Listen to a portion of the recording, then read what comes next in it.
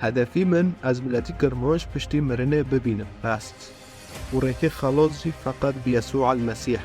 يسوع المسيح حقيقي گناه ودان لسر صلیب ویجی جهنم خلاص کرد. ایمان خو بکن ویره هرو خلاص ببن و ایمان خو نکر وین که بخوا حقی گناه خو بدن. جوچو چکده حتی مزم حتی روی مرنه و چه کری وین که حق بدن. وین گناه خوش بیر دکن خدا گناه وش بیر ناکه. تمام. و ای دخوازه ناس که با خدا که با خدا که بیوار در باز حیاته مبر. به ریکه راستی پیشه مبر که مسیح بود. ويتشش خدا بخوازم بنوفي من عزب وادم واطلب تجدو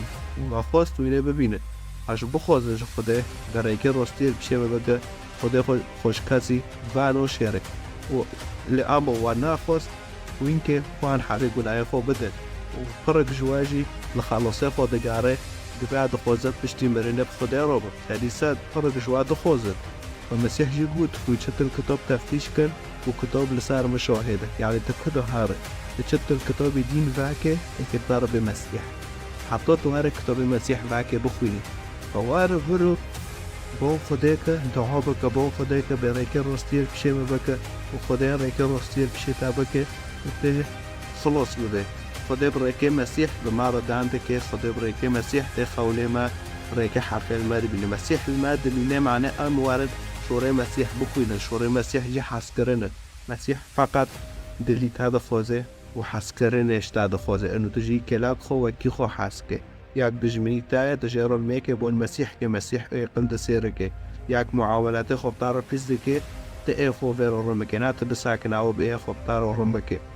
ياك تا تهديد بكي بطار بر بيسة ايك تشتي بيس بطار بك يعني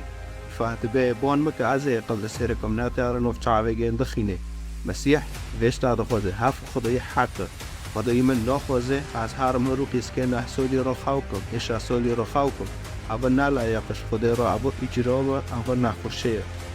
عیبه يعني هنا كان ايش بعد تشتي بو عندي فاضل يعني